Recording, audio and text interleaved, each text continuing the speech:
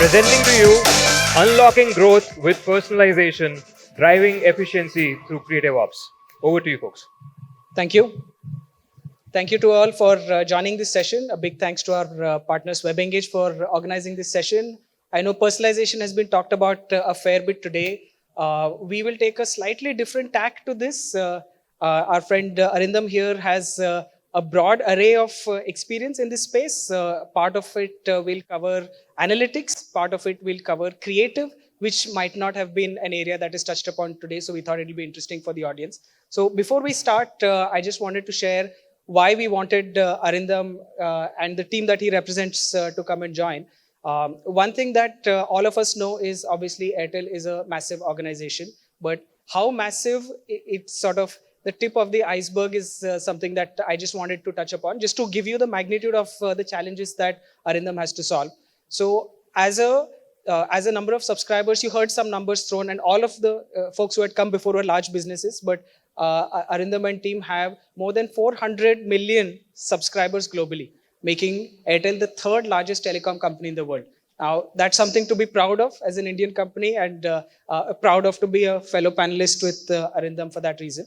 Also, unlike most businesses, Airtel is not a business that operates at one level of the stack.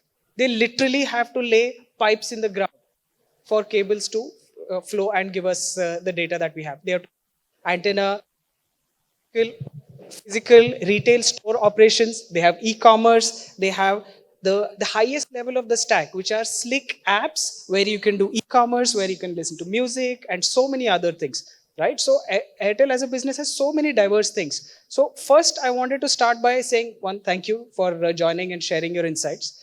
And yeah, and Arindam wanted to start by first you giving a sense to the audience what sort of teams are reporting to you, or what sort of charter you are looking at, and mainly what are your priorities. That will just sort of make it a little more grounded. Over to you.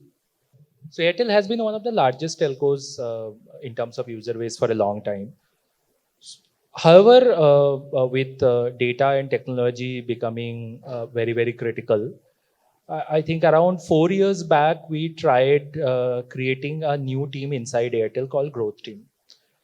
The purpose of the Growth Team is basically drive rapid digitization across systems and processes, starting from marketing, communication to customer fulfillment, as well as developing apps and website which can serve millions of people without giving them any trouble, creating a direct connection between Airtel and its customers.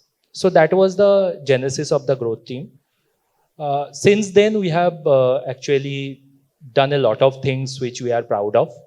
Now we have at least 2 apps which has more than, combined they have a monthly active user base of more than 150 million users. We also have content play going with one of our apps. Every month, around 20 million people visits our website. Now, almost 40% of our revenue in terms of recharges, bill payments, comes through digital. And if I consider our non-prepaid business, it is even higher. We have a very, very large customer base. So we have around 230 million people who are using only 4G prepaid. And if I add to other services users like broadband and postpaid, we have around 250 to 260 million customers only in India. Then there are 150 million customers in Africa. So the Growth Team purpose from the start itself is to some extent, to quote the Facebook famous line, is that break things and do things happen.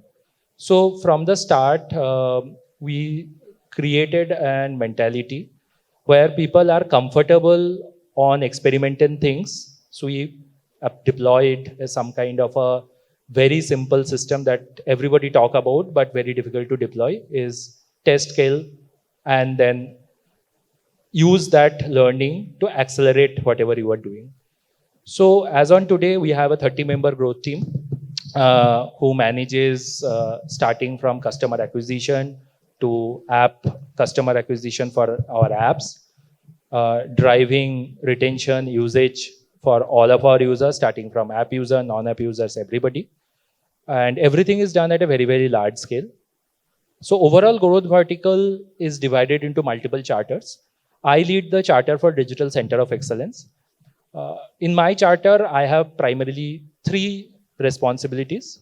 One is managing all traffic and acquisition from paid and organic channels. We spend, I think, more than 20 million US dollar a year, maybe more than that. I cannot give you the exact number, but a significant amount of money in terms of our marketing, primarily on the digital channels. Apart from that, I am also responsible for integration of new digital channels and MarTech development. And last but not the least, one of my key charters is driving personalization. In Airtel, one of our key objective is in next 6 quarters, reach every customer at a one-to-one personalized level without being intrusive and respecting customer privacy and the prevalent laws that we have, which makes us very, very cautious in what we do. But we still don't think that this is something that is going to slow us down. And this would be a big opportunity area for us going forward. Amazing. I think you already touched upon a little bit of the metrics, but what I really wanted to focus on and why I started with this was that today we'll just cover two O's. One is the outcomes, which is a little bit he touched upon, the massive scale that they have and the number of customers you have to reach and the personalization that you're trying to achieve.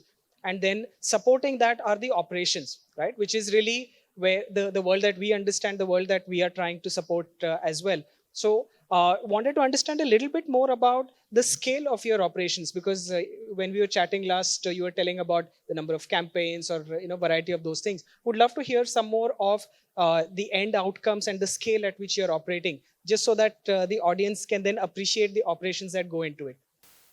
So just to give a little bit of highlight on how our operations run and how big they are. So on an every given day, through different campaigns that we are running, we serve almost 60 million impression every day to our customers across multiple channels, starting from Google, Facebook, search, everything. Over and above that, if I just talk about number of campaigns, on an every given day, we are running around 5,000 campaigns every day on an average is running, catering to different set of customers, cohorts, sub-cohorts across different businesses. We have 4 major lines of businesses on the telco side. Then we have 3 apps, together almost 5,000 campaigns at any point of time running. On a daily basis, we deal on around 25,000 keywords in our search campaigns. And one of the major thing that we do, that on an every day, on an average, the team between our internal channels as well as external channels make around 250 changes. We have a large team, plus some automation systems through which around 250 changes done every day to ensure that everything is run smoothly. If any of you are a viewer of Formula One, so to some extent, one of another challenge that we have is basically, we are like a Formula One pit crew. So it's a very, very fast moving organization. Things are being done it is being done at a very, very large scale. And we have that 2.5 second to 3 second time, kind of the Formula One pit crew get to fix things and get it running so that it operates at an optimal level. So that is more or less is the kind of a scale and the speed that we operate on. A lot of people still think Airtel as a comparatively more, I'll say, old school organization. And I would say that has changed internally significantly. People who interact with us, our partners, the teams that we work with know that. And I am sure this will also give all of you a little bit of sense that what kind of speed and agility that we have when we run our operations. Yeah, and in case my opinion counts, I don't think old school is bad necessarily. You got to this sort of scale by operating a certain way. So I think It's the right sort of combination between new age growth tactics, this sort of mentality. Also, you were talking about the kind of team that you've built by getting people both from within Airtel, outside Airtel. So I think that part is very crucial. I know we are still yet to touch upon personalization, but why we are focusing on some of this is to highlight to the audience that at this sort of scale, if you have to operate at so many levels, you have to have your operations sorted, including your team and things like that. Let's talk a little bit about the personalization angle. You said you want to get to one-on-one personalization, but until then, today you do personalization. One point that you had said that struck a chord with me, which was that any marketing, for the most part, and no offense to all of us marketers here, we are trying to interrupt somebody. Nobody is asked to see our content. Nobody is asked to see our ad or our video or any of that. We are interrupting somebody's daily life, right? And the hope is that when you interrupt, you say something useful and meaningful and relevant to me. That's really where personalization starts. It's not because it's a buzzword or any of that, right? So I think that was a great insight that you gave, which is that's the approach with which you start on personalization. So one, I would like to understand a little more concrete examples of what sort of segments you have that lead to so many personalization points for you. And then how do you use personalization, especially when it comes to visual content? Because that's an angle that most people here haven't thought about. Okay. So I'll start with the first question, the approach to personalization that we have. Personalization for me being relevant to the customers, so that when we are, like you mentioned, interrupting somebody, he doesn't feel that interruption is completely pointless. He feels there is something for me in this as well. And from a business perspective, what we have seen, personalization is something that helps us to reduce our marketing cost, deliver higher business outcome using the same amount of inventory. And for each inventory you pay, so it's basically drives better ROI, as simple as that. Now, in terms of the complexity of the personalization, Airtel has 4 lines of business: prepaid, postpaid, broadband, DTH. Let's talk about them. I'm not getting into app. That's a different ballgame altogether. So there are so many types of customer who are looking for these services. So for example, if I want to sell a prepaid SIM to somebody as on today, there are multiple different reasons people want to buy a new SIM. There is a set of customer, they are not satisfied with their current network or the current services. They want to come to a different set of services. There is a set of customer who just bought a new handset and now open to changing his network or open to shift switch to a comparatively more better network. There are people who are just coming into category, students who are most probably going into colleges and they are given a new handset and they need a new connection.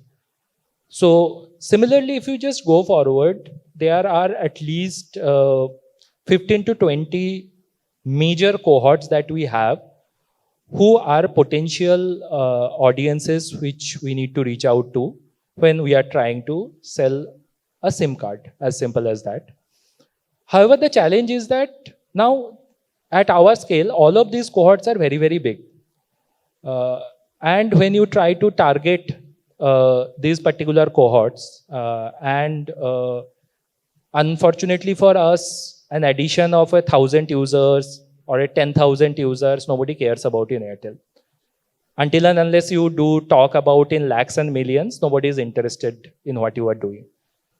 When you want to do that, and everybody know marketing funnel, if you want to get 1 million customer, you might need to get to at least 100 million customer.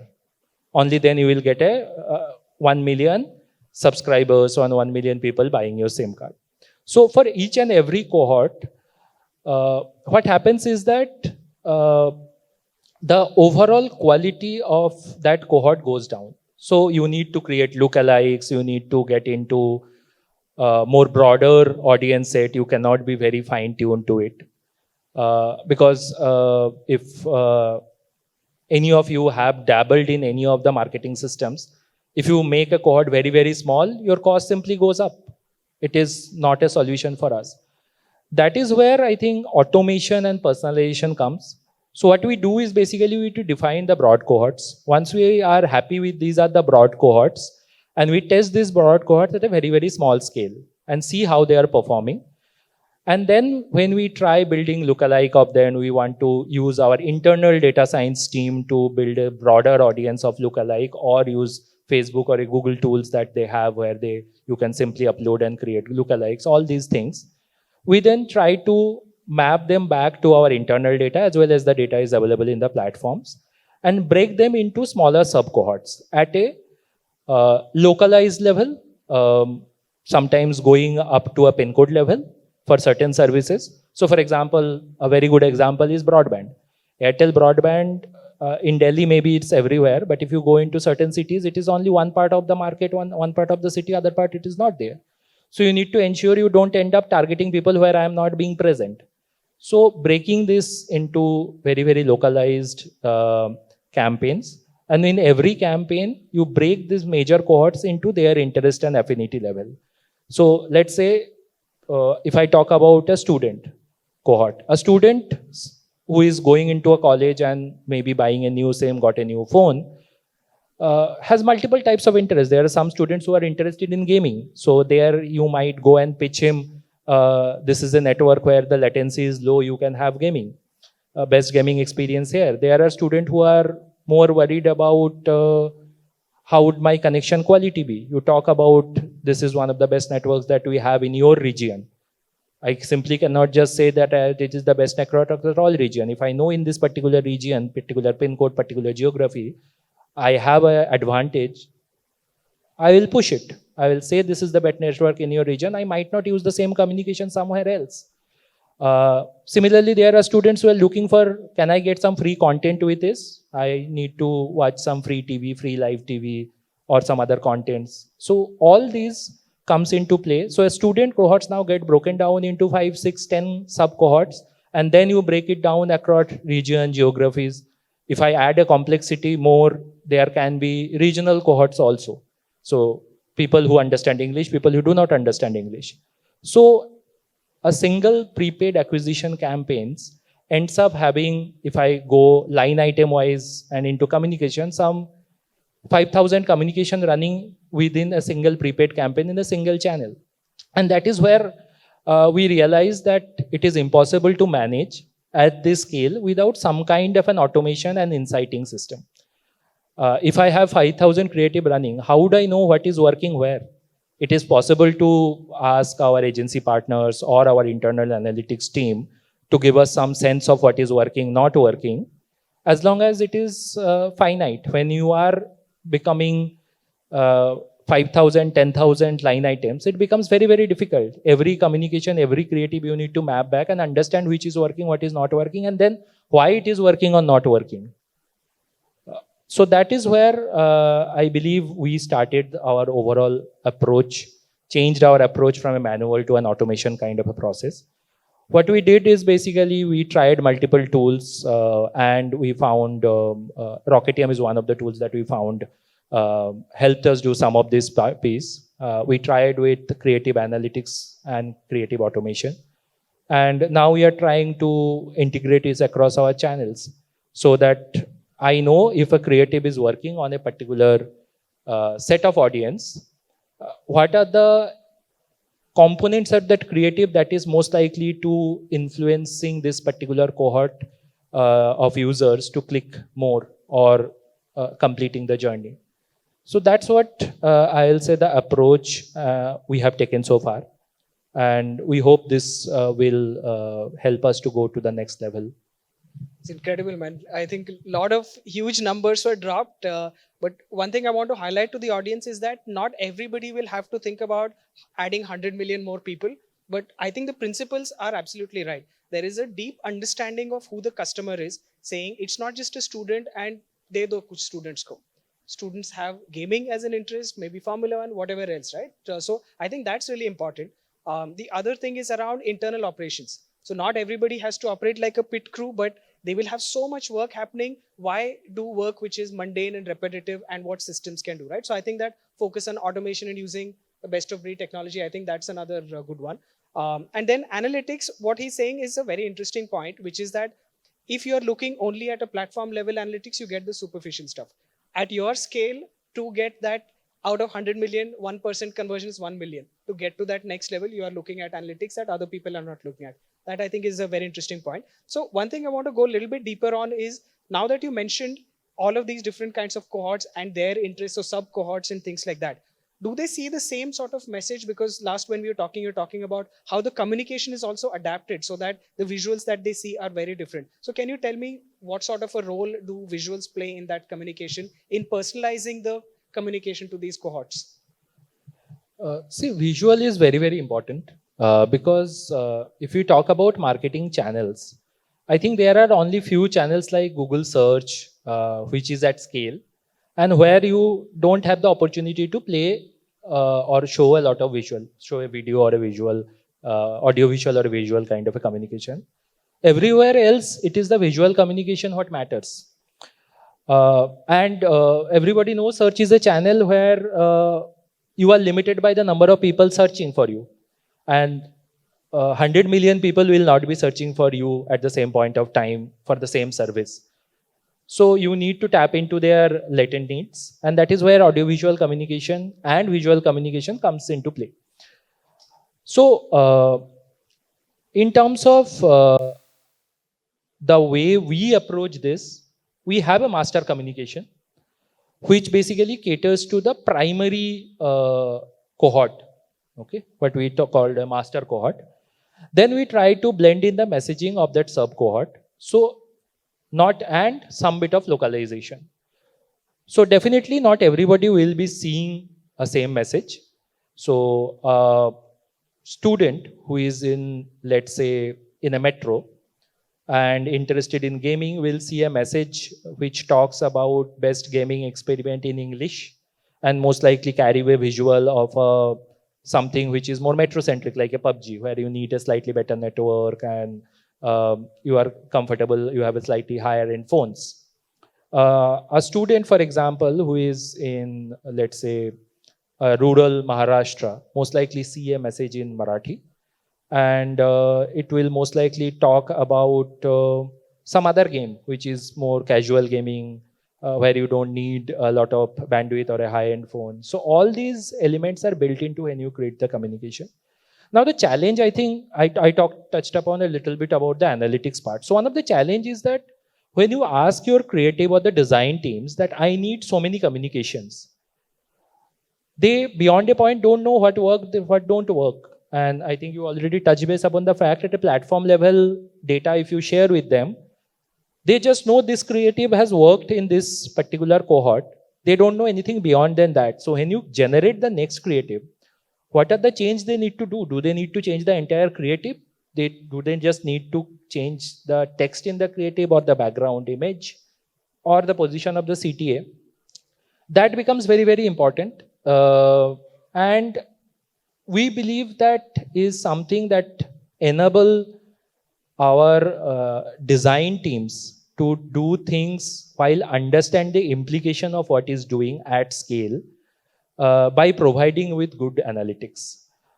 So we were looking for any kind of a solution where we will be able to understand that if a particular creative works, if a PUBG creative, let's say, in English with a image of a mobile phone with PUBG shown, working better than a PUBG creative with an image of somebody playing PUBG on mobile, then is this the factor that is determining the performance of that creative?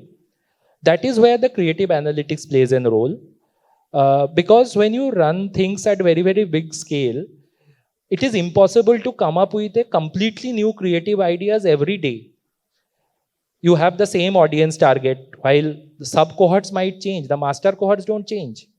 The requirements of people don't change so often. But we need to ensure that there is no fatigue in terms of creative. We are serving the most personalized message possible. Again, highlighting the fact without being intrusive or not following the privacy rules. But it is important that you communicate to this person what he wants to see, and making our internal design teams understand that this is something is working, so they need to focus on experimenting on those elements. A lot of things that we do is plain and simple experiments. We don't know what is happening. Now, if you go to your design team and say, okay, I want 200 creatives, I want to experiment and understand, they will just throw you out of the room. However, if I can go and say to them that, okay, I am enabling you through a particular platform where you can create the master format same and change different elements and generate multiple creatives. You use that and give me 200 creatives, and I will come back to you with a deep analytics of these 200 creatives, which element changing where at an aggregate level, at an individual level, by platform, by cohort, by sub cohort is working. So that next time you want to think about a new creative idea, you have very, very clear directions that you need to do, you need to follow in terms of generating the next big creative that will deliver us. So that's where the creative automation and the workflow as well as analytics is basically is playing a hugely critical role at our end. And I believe as this is an area of interest to us, we will continue to invest more, both internally in terms of our internal channels or through our partners who enables this particular type of solutions and enable us in terms of doing this at scale. Amazing. I think it's a testament that even at your level of scale and the sort of team that you have, at your level of seniority, you are thinking about the design aspect, because it's not that because I'm looking at analytics or metrics or CAC and those numbers, I'm divorcing myself from what a real end user sees. So just like you want to understand customer needs, you also want to understand how they respond to your messaging, right? So I think that's a very important thing to bridge that art and science gap, which I think you've beautifully done there.